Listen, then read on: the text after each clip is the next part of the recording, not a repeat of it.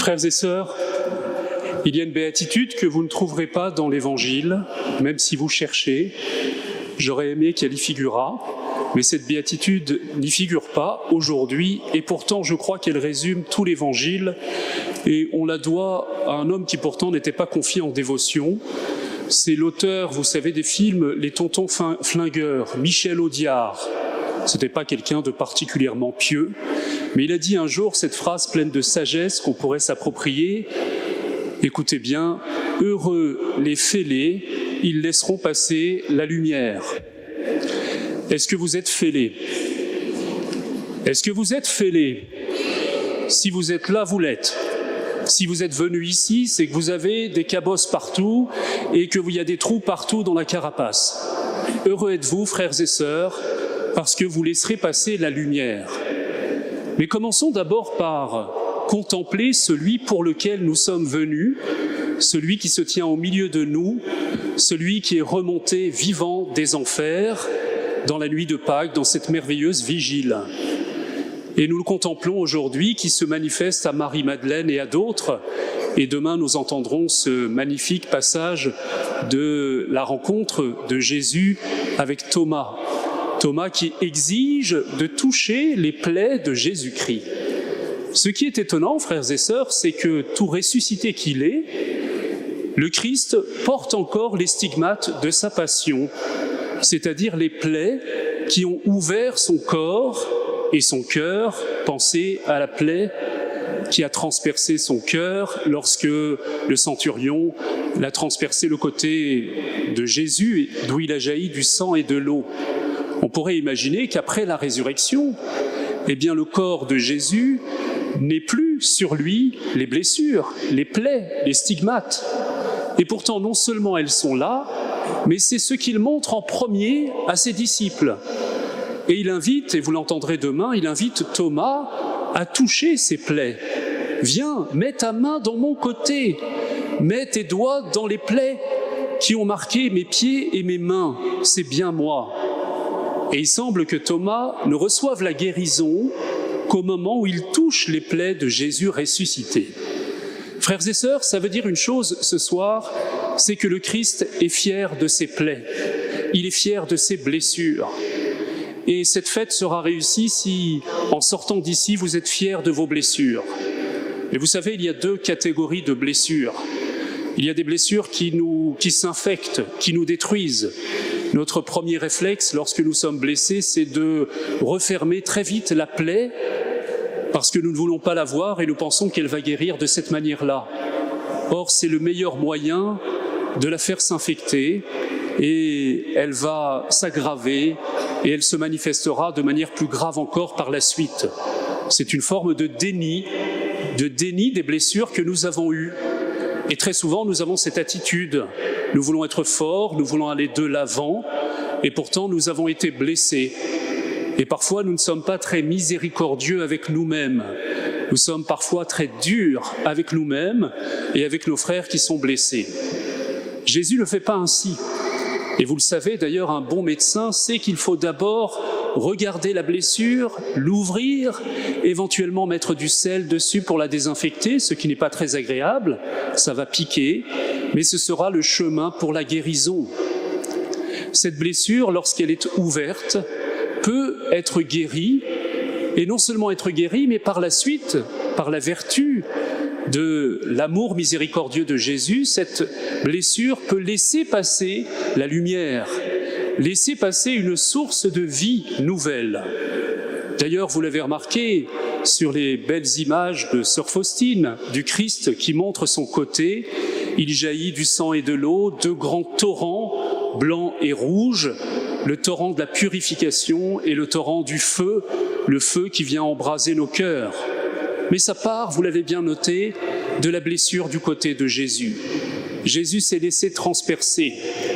Sur la croix, Jésus aurait pu fermer son cœur.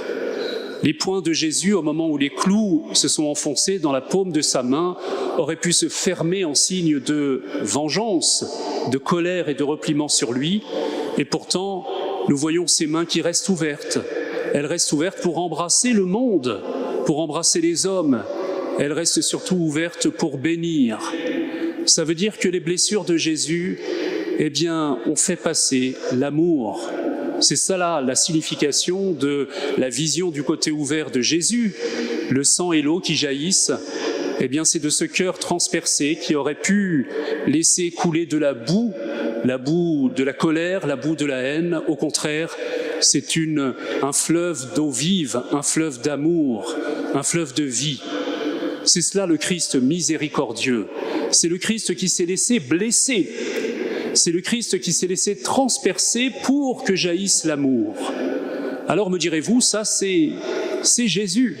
Mais nos blessures à nous, elles s'infectent, elles sont fermées, et très souvent, elles ne laissent pas passer l'amour. Très souvent, elles secrètent de la colère. J'entendais quelqu'un qui me confiait sa douleur juste avant la messe, de savoir que certains de ses enfants avaient été gravement abusés ou avaient subi des choses terribles. Et c'était la colère qui envahissait son cœur, évidemment. Et elle avait peur que ses enfants, toute leur vie, soient enfermés dans ces blessures. Alors, frères et sœurs, comment faire ? Comment faire pour faire bon usage du Christ ressuscité ? Eh bien, je vais vous donner un moyen, qui est le moyen qui nous est donné par cette fête. Et je vais vous demander d'anticiper l'évangile de demain. Avez-vous remarqué que quand Thomas voit Jésus, Jésus lui dit « Viens, touche mes plaies ».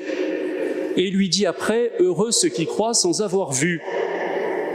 Il dit « Heureux ceux qui croient sans avoir vu », mais il ne dit pas « Heureux ceux qui croient sans avoir touché ».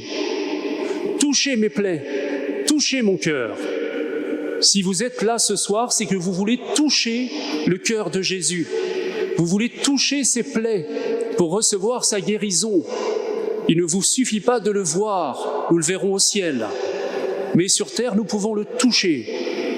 Dans quelques instants, après l'adoration, vous pourrez venir vénérer les reliques de Saint Jean-Paul II, de Sainte Faustine.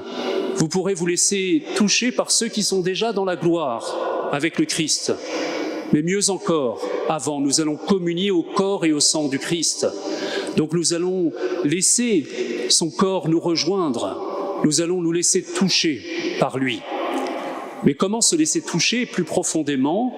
Eh bien, c'est laisser ces blessures rejoindre nos blessures. Laisser le regard de Jésus, laisser la plaie de Jésus venir rencontrer ma plaie à moi. Ça va, c'est clair, je vous vois perplexe. C'est pas très clair, non, c'est pas très clair. Alors je vais être plus clair encore. Est-ce que vous connaissez la belle basilique de Colmar ?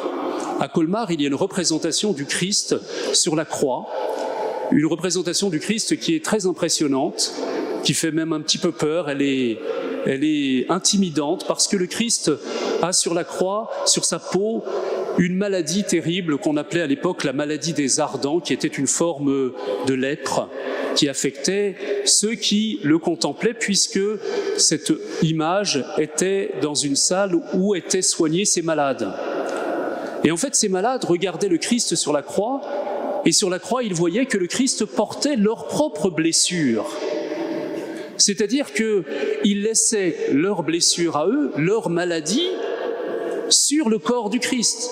Il laissait le Christ prendre sur lui nos blessures, prendre sur lui nos maladies, prendre sur lui nos lèpres extérieures et intérieures, les prendre pour que lui-même les transforme en vie. Frères et sœurs, c'est cela, se laisser toucher par la miséricorde de Dieu, c'est d'accepter que Jésus, sur la croix, comme le dit le prophète Isaïe, il a pris sur lui nos blessures, il s'est laissé toucher par elles, et dans ces blessures qui, chez nous, ne laissent pas passer la lumière ni la vie, au contraire, en lui, peuvent laisser passer la lumière et la vie. Et c'est pourquoi il nous donne à toucher, lui, le ressuscité, nos blessures sur son corps, nos blessures qu'il a pris. Et il nous donne de les voir, il nous donne de les toucher, non plus comme elles étaient quand elles étaient sur nous, mais comme elles sont devenues depuis qu'il les a pris et qu'il les a transfigurées. Ça va, je ne vous ai pas trop perdu ? Ça veut dire que ce soir, frères et sœurs, il faut absolument que vous vous débarrassiez de vos blessures. Il y en a parmi vous qui disent « je voudrais guérir de ça », mais en fait, ils ne le veulent pas vraiment. Pardonnez-moi, leur cœur est encore incrédule parce qu'ils ruminent ces vieilles blessures.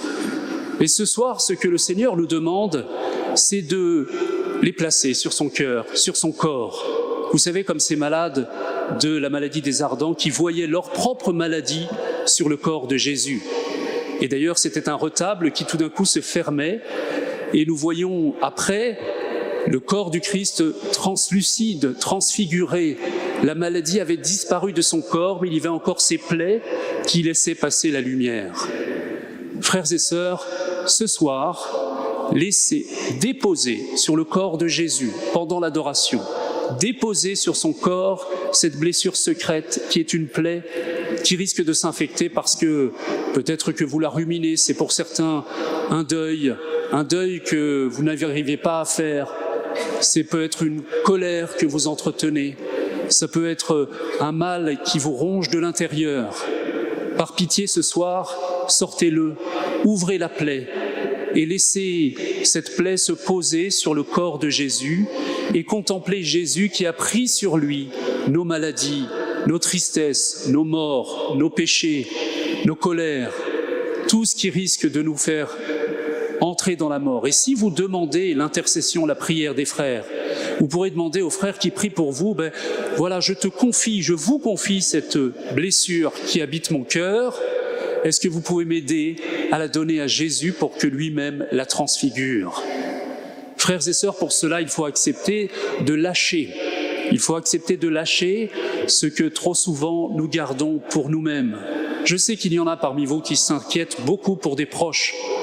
Mais ce n'est pas en vous rendant malade, frères et sœurs, que vous allez les guérir. Ça ne marche pas, ça. Dieu seul peut prendre nos péchés et nous donner la vie. Nous, quand nous prenons le mal des autres, eh bien, ça fait 2 personnes malades au lieu d'une.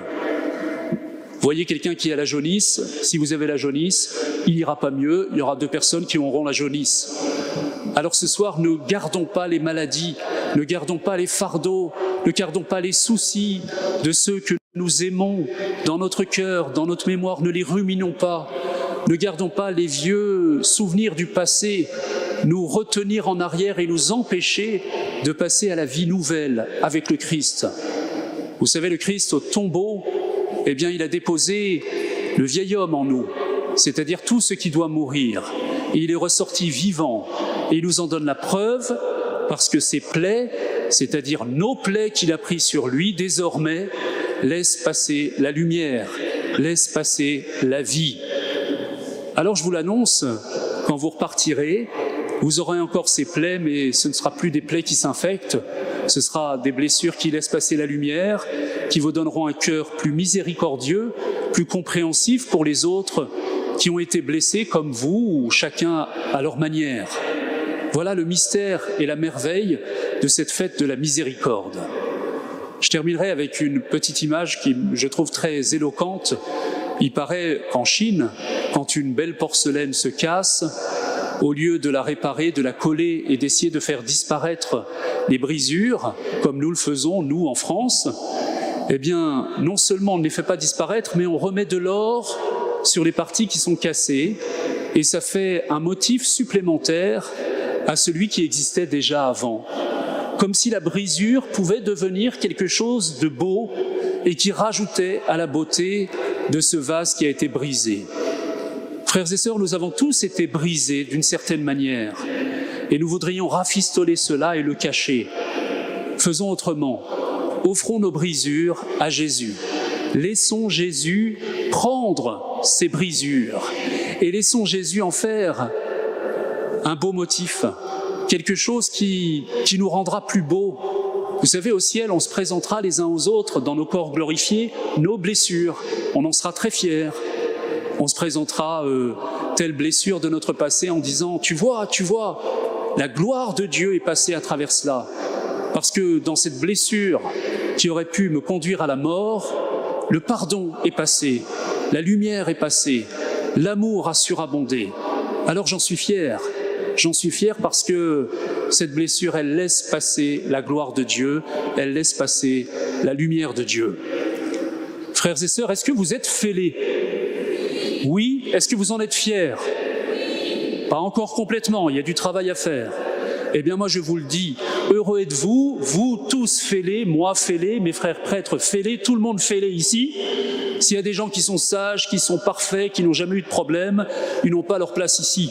Vous savez, saint Paul le dit un jour, regardez-vous, il n'y a pas beaucoup de sages aux yeux des hommes, il n'y a que des gens qui sont cabossés de partout.